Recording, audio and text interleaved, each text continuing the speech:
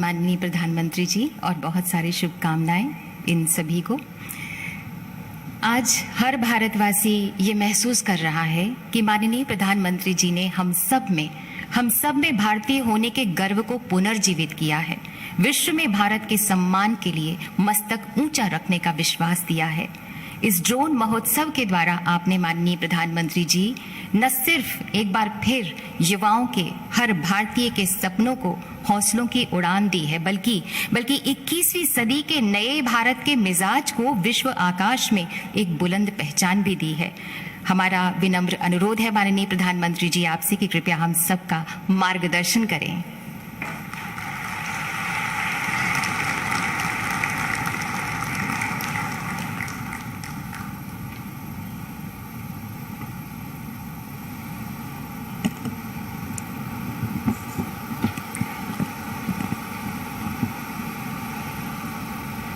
मंच पर उपस्थित केंद्रीय मंत्रिमंडल के मेरे सहयोगीगण, भारत ड्रोन महोत्सव में देश भर से जुटे सभी अतिथिगण, यहाँ उपस्थित अन्य महानुभाव, देवी और सज्जनों, आप सभी को भारत ड्रोन महोत्सव इस आयोजन के लिए मैं बहुत बहुत बधाई देता हूं।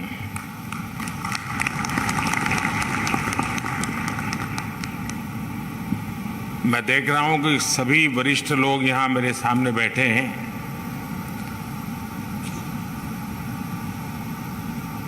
मुझे आने में विलंब हो गया।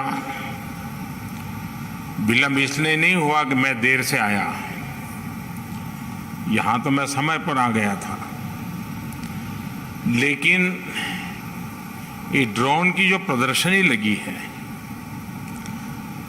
उसे देखने में मेरा मन ऐसा लग गया कि मेरा समय का ध्यान नहीं रहा।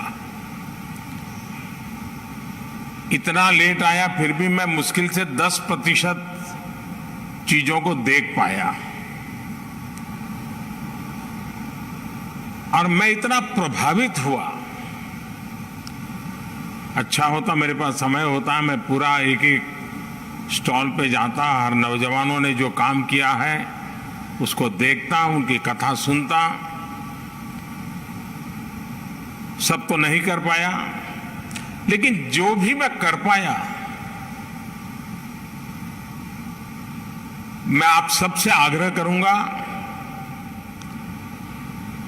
मैं सरकार के भी सभी विभागों से आग्रह करूंगा कि आपके अलग अलग स्तर के जितने अधिकारी हैं जो पॉलिसी मेकिंग में जिनका रोल रहता है, वे जरूर 2-3 घंटे यहां निकालें, एक एक चीज को समझने की कोशिश करें। यहां उनको टेक्नोलॉजी को देखने को मिलेगा और उनको अपने दफ्तर में ये पता चलेगा कि ये टेक्नोलॉजी अपने यहां ऐसे उपयोग में हो सकती है। यानी गवर्नेंस में भी अनेक ऐसे इनिशिएटिव हैं जो हम इसके आधार पर चला सकते हैं। लेकिन मैं वाकई मैं कहता हूं कि मेरे लिए एक बहुत ही सुखद अनुभव रहा आज, और भारत के नौजवान, और मैं हैरान, खुशी इस बात की होती थी कि जिन जिन स्टॉल पे गया तो वो बड़े गर्व से कहता था, साहब ये मेक इन इंडिया है, ये सब हमने बनाया है।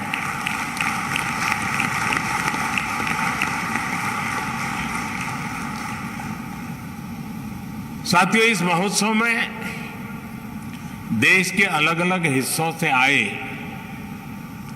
हमारे किसान भाई बहन भी हैं, ड्रोन इंजीनियर भी हैं, स्टार्टअप्स भी हैं, विभिन्न कंपनियों के लीडर्स भी यहां मौजूद हैं, और 2 दिनों में यहां हजारों लोग इस महोत्सव का हिस्सा बनने वाले हैं, मुझे पक्का विश्वास है। और अभी मैं एक तो मैंने प्रदर्शनी भी देखी, लेकिन जो एक्चुअली ड्रोन के साथ अपना कामकाज चलाते हैं, और उसमें कई युवा किसानों से मुझे मिलने का मौका मिला जो खेती में ड्रोन टेक्नोलॉजी का उपयोग कर रहे हैं। मैं उन युवा इंजीनियर से भी मिला जो ड्रोन टेक्नोलॉजी को प्रोत्साहित कर रहे हैं। आज 150 ड्रोन पायलट सर्टिफिकेट भी यहां दिए गए हैं। मैं इन सभी ड्रोन पायलट्स को और इस काम में जुड़े हुए सभी को अनेक अनेक शुभकामनाएं देता हूं। साथियों, ड्रोन टेक्नोलॉजी को लेकर भारत में जो उत्साह देखने को मिल रहा है वो अद्भुत है। ये जो ऊर्जा नजर आ रही है वो भारत में ड्रोन सर्विस और ड्रोन आधारित इंडस्ट्री की लंबी छलांग का प्रतिबिंब है। ये भारत में एम्प्लॉयमेंट जनरेशन के एक उभरते हुए बड़े सेक्टर की संभावनाएं दिखाती है।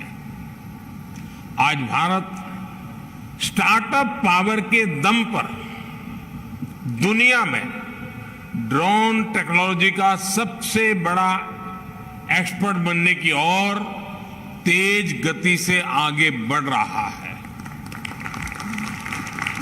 साथियों, ये उत्सव सिर्फ एक टेक्नोलॉजी का नहीं बल्कि नए भारत की नए गवर्नेंस का, नए प्रयोगों के प्रति अभूतपूर्व पॉजिटिविटी का भी उत्सव है। संयोग से 8 वर्ष पहले यही वो समय था जब भारत में हमने सुशासन के नए मंत्रों को लागू करने की शुरुआत की थी। मिनिमम गवर्नमेंट, मैक्सिमम गवर्नेंस के रास्ते पर चलते हुए ease of living, ease of doing business को हमने प्राथमिकता बनाया। हमने सबका साथ सबका विकास के मंत्र पर चलते हुए देश के हर नागरिक, हर क्षेत्र को सरकार से कनेक्ट करने का रास्ता चुना। देश में सुविधाओं का, पहुंच का, डिलीवरी का एक जो डिवाइड हमें अनुभव होता था, उसके लिए हमने आधुनिक टेक्नोलॉजी पर भरोसा किया, उसे एक महत्वपूर्ण ब्रिज के रूप में व्यवस्था का हिस्सा बनाया। जिस टेक्नोलॉजी तक देश के एक बहुत छोटे से वर्ग की पहुंच थी, हमारे यहां मान लिया गया टेक्नोलॉजी एक बड़े रईस लोगों का कारोबार है, सामान्य मानव की जिंदगी में उसका कोई स्थान नहीं है। उस पूरी मानसिकता को बदल करके हमने टेक्नोलॉजी को सर्वजन के लिए सुलभ करने की दिशा में अनेक कदम उठाए हैं और आगे भी उठाने वाले हैं। साथियों, जब टेक्नोलॉजी की बात आती है तो हमने देखा है हमारे यहां कुछ लोग टेक्नोलॉजी का डर दिखाकर उसे नकारने का प्रयास भी करते हैं। ये टेक्नोलॉजी आएगी तो ऐसा हो जाएगा, वैसा हो जाएगा। अब ये बात सही है कि एक जमाने में पूरे शहर में एक टावर हुआ करता था, उसकी घड़ी के घंट बजते थे और गांव का समय तय होता था। तब किसने सोचा था कि हर गले हर एक की कलाई पे घड़ी लगेगी? तो जब परिवर्तन आया होगा तो उनको भी अजूबा लगा होगा। और आज भी कुछ लोग होंगे जिनको मन करता होगा हम भी गांव में एक टावर बना दें और वहां भी एक बड़ी घड़ी लगा दें। किस जमाने में उपयोगी होगा। यानी जो बदलाव होता है उस बदलाव के साथ हमें अपने को बदलना, व्यवस्थाओं को बदलना, तभी प्रगति संभव होती है। हमने हाल ही में कोरोना वैक्सीन के दौरान भी बहुत अनुभव किया है। पहले की सरकारों के समय टेक्नोलॉजी को प्रॉब्लम का हिस्सा समझा गया, उसको एंटी पुअर साबित करने की कोशिशें भी हुई। इस कारण 2014 से पहले गवर्नेंस में टेक्नोलॉजी के उपयोग को लेकर एक प्रकार से उदासीनता का ही वातावरण रहा। किसी ने इक्के दुक्के व्यक्ति ने अपनी रुचि के अनुसार कर लिया तो कर लिया, व्यवस्था का स्वभाव नहीं बना। इसका सबसे अधिक नुकसान देश के गरीब को हुआ है, देश के वंचित को हुआ है, देश के मिडिल क्लास को हुआ है, और जो एस्पिरेशंस के जज्बे से भरे हुए लोग थे उनको निराशा की गर्त में जिंदगी गुजारने के लिए मजबूर होना पड़ा है। साथियों, हम इस बात का इनकार नहीं करते कि नई टेक्नोलॉजी डिस्ट्रप्शन लाती है, वो नए माध्यम खोजती है, वो नए अध्याय लिखती है, वो नए रास्ते, नई व्यवस्था भी बनाती है। हम सभी ने वो दौर देखा है कि जीवन से जुड़े कितने ही आसान विषयों को कितना मुश्किल बना दिया गया था। मुझे नहीं पता कि आप में से कितने लोगों ने बचपन में राशन की दुकान पर अनाज के लिए, केरोसिन के लिए, चीनी के लिए लाइन लगाई होगी। लेकिन एक समय ऐसा था कि घंटों इसी काम में लाइन में लगे हुए गुजर जाते थे। और मुझे तो अपना बचपन याद है कि हमेशा एक डर रहता था कि कहीं ऐसा तो नहीं कि मेरा नंबर आने तक अनाज खत्म हो जाएगा, दुकान बंद होने का समय तो नहीं हो जाएगा। ये डर 7-8 साल पहले हर गरीब के जीवन में रहा ही रहा होगा। लेकिन मुझे संतोष है कि आज टेक्नोलॉजी की मदद से हमने इस डर को समाप्त कर दिया है। अब लोगों में एक भरोसा है कि जो उनके हक का है वो उन्हें मिलेगा ही मिलेगा। टेक्नोलॉजी ने लास्ट माइल डिलीवरी को सुनिश्चित करने में, सैचुरेशन के विजन को आगे बढ़ाने में बहुत बड़ी मदद की है। और मैं जानता हूं कि हम इसी गति से आगे बढ़कर अंत्योदय के लक्ष्य को प्राप्त कर सकते हैं। बीते 7-8 वर्षों का अनुभव मेरा विश्वास और मजबूत करता है, मेरा भरोसा बढ़ता जा रहा है। जनधन, आधार और मोबाइल की त्रिशक्ति, जैम, इस ट्रिनिटी की वजह से आज हम देश भर में पूरी पारदर्शिता के साथ गरीब को उसके हक की चीजें, जैसे राशन जैसी बातें, हम पहुंचा पा रहे हैं। इस महामारी के दौरान भी हमने 80 करोड़ गरीबों को मुफ्त राशन सुनिश्चित किया है।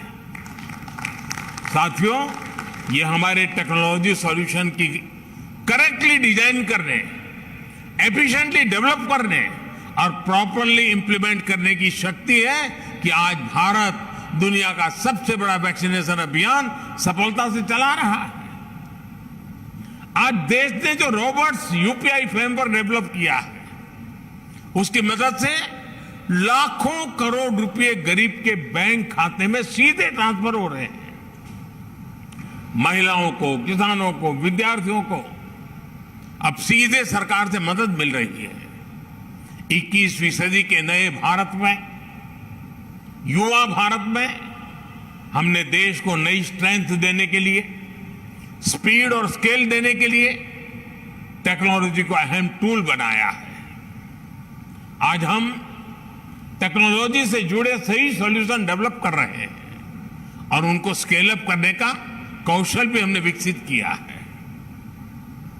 देश में ड्रोन टेक्नोलॉजी को प्रोत्साहन, गुड गवर्नेंस के, ईज ऑफ लिविंग के, इसी कमिटमेंट को आगे बढ़ाने का एक और माध्यम है। ड्रोन के रूप में हमारे पास एक और ऐसा स्मार्ट टूल आ गया है जो बहुत जल्द सामान्य से सामान्य भारतीय के जीवन का हिस्सा बनने जा रहा है। हमारे शहर हो या फिर देश के दूर दराज गांव देहात वाले इलाके, खेत के मैदान हो या फिर खेल के मैदान, डिफेंस से जुड़े कार्य हो या फिर डिजास्टर मैनेजमेंट, हर जगह ड्रोन का इस्तेमाल बढ़ने वाला है। इसी तरह टूरिज्म सेक्टर हो, मीडिया हो, फिल्म इंडस्ट्री हो, ड्रोन इन क्षेत्रों में क्वालिटी और कंटेंट दोनों को बढ़ाने में मदद करेगा। अभी जितना इस्तेमाल हो रहा है ड्रोन का, उससे कहीं ज्यादा इस्तेमाल हम आने वाले दिनों में देखने वाले हैं। मैं सरकार में हर महीने एक प्रगति कार्यक्रम चलाता हूं। सभी राज्यों के मुख्य सचिव स्क्रीन पर होते हैं टीवी के, और अनेक विषयों की चर्चा होती है। और मैं उनसे आग्रह करता हूं कि ड्रोन से जो प्रोजेक्ट चल रहा है मुझे वहां का पूरा लाइव डेमोन्स्ट्रेशन दीजिए, तो मैं बड़ी आसानी से चीजों को कोरिलेट करके वहां निर्णय करने की सुविधा बढ़ जाती है। जब केदारनाथ का पुनर्निर्माण का काम शुरू हुआ, अब हर बार तो मेरे लिए केदारनाथ जाना मुश्किल था, तो मैं रेगुलरली केदारनाथ में कैसे काम चल रहा है, कितनी तेज गति से, तो वहां से ड्रोन के द्वारा रेगुलर मेरे दफ्तर में बैठ करके उसकी जब भी रिव्यू मीटिंग होती थी तो मैं ड्रोन की मदद से केदारनाथ के डेवलपमेंट के काम को रेगुलर मॉनिटर करता था। यानी आज सरकारी कामों की क्वालिटी को भी देखना है, तो मुझे जरूरी नहीं कि मैं पहले से बता दूं कि मुझे वहां इंस्पेक्शन के लिए जाना है, तो फिर तो सब कुछ ठीक ठाक हो ही जाएगा। मैं ड्रोन भेज दूं, पता वही लेकर के आ जाता है और उनको पता तक नहीं चलता है कि मैंने जानकारी ले ली है।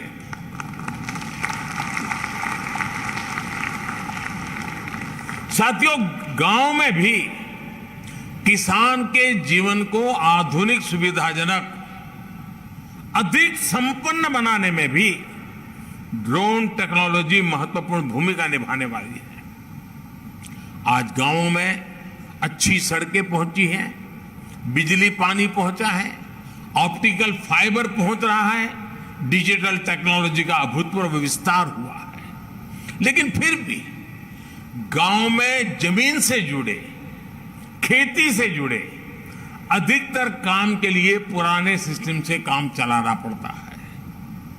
उस पुराने सिस्टम में हर प्रकार का वेस्टेज है, परेशानियां भी बहुत हैं, और प्रोडक्टिविटी तो पता नहीं, तय ही नहीं कर पाते कुछ हुआ कि नहीं हुआ। इसका सबसे अधिक नुकसान हमारे गांव के लोगों को होता है, हमारे किसानों को होता है, और उसमें भी ज्यादा हमारे छोटे किसानों को होता है। छोटे किसान की जमीन और उसके संसाधन इतने नहीं होते कि वो विवादों को चुनौती दे पाए और कोर्ट कचहरी के अंदर चक्कर काट पाए।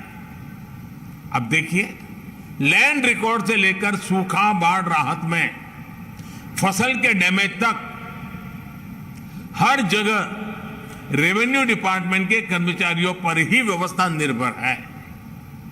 ह्यूमन इंटरफेस जितना अधिक है उतना ही अधिक भरोसे की भी कमी हो जाती है, और उसी में से विवाद पैदा होते हैं। विवाद होते हैं तो समय और धन की बर्बादी भी होती है। इंसान के अंदाजे से आकलन होते हैं तो उतना सटीक अंदाजा भी नहीं लग पाता। इन सारी मुश्किलों से पार पाने का ड्रोन अपने आप में एक सशक्त, प्रभावी माध्यम के रूप में एक नया टूल हमारे सामने आया है। साथियों, ड्रोन टेक्नोलॉजी कैसे एक बड़ी क्रांति का आधार बन रही है, इसका एक उदाहरण पीएम स्वामित्व योजना भी है। इस योजना के तहत पहली बार देश के गांवों की हर प्रॉपर्टी की डिजिटल मैपिंग की जा रही है। डिजिटल प्रॉपर्टी कार्ड लोगों को दिए जा रहे हैं। इसमें ह्यूमन इंटरवेंशन कम हुआ है और भेदभाव की गुंजाइश खत्म हुई है। इसमें बड़ी भूमिका ड्रोन की रही है। थोड़ी देर पहले मुझे भी स्वामित्व ड्रोन उड़ाने का, उसकी टेक्नोलॉजी समझने का अवसर मिला है। थोड़ी देर उसके कारण भी शायद लग गई। मुझे खुशी है कि ड्रोन की मदद से अभी तक देश में लगभग 65 लाख प्रॉपर्टी कार्ड जनरेट हो चुके हैं और जिसको ये कार्ड मिल गया है उसको संतोष है कि हाँ, मेरे पास मेरा जितनी जमीन है मेरे पास सही डिटेल मिल गई। पूरे संतोष के साथ उन्होंने इस बात को कहा है। वरना हमारे यहां अगर छोटी सी जगह की नपाई भी होती है तो उसमें सहमति बनाने के लिए सालों साल लग जाते हैं। साथियों, आज हम देख रहे हैं कि हमारे किसान ड्रोन टेक्नोलॉजी की तरफ तेजी से आकर्षित हो रहे हैं। उनमें एक उत्साह दिख रहा है, वो इसे अपनाने के लिए तैयार है। ये ऐसे ही नहीं हुआ है, ये इसलिए है क्योंकि पिछले 7-8 साल में जिस तरह कृषि क्षेत्र में टेक्नोलॉजी का इस्तेमाल बढ़ाया गया है, उस वजह से टेक्नोलॉजी किसानों के लिए हवा नहीं रह गई है। और एक बार किसान उसको देखता है, थोड़ा अपने हिसाब से उसका लेखा जोखा कर लेता है और अगर उसका विश्वास बैठ गया तो स्वीकार करने में देर नहीं करता है। अभी मैं बाहर जब किसानों से बात कर रहा था तो मध्य प्रदेश के एक इंजीनियर मुझे बता रहे थे कि मुझे तो लोग अब ड्रोन वाला कर करके बुलाते। बोले मैं इंजीनियर हुआ लेकिन अब तो मेरी पहचान ड्रोन वाले की हो गई है। उन्होंने मुझे कहा कि साहब देखिए, मैंने उनको कहा कि आप क्या भविष्य क्या देखते हैं? तो उन्होंने मुझे कहा साहब देखिए, जो पल्सीज मामला है ना हमारे यहाँ, उसकी खेती बढ़ेगी और उसमें कारण एक ड्रोन होगा। मैंने कहा कैसे? उन्होंने कहा साहब पल्सीज की खेती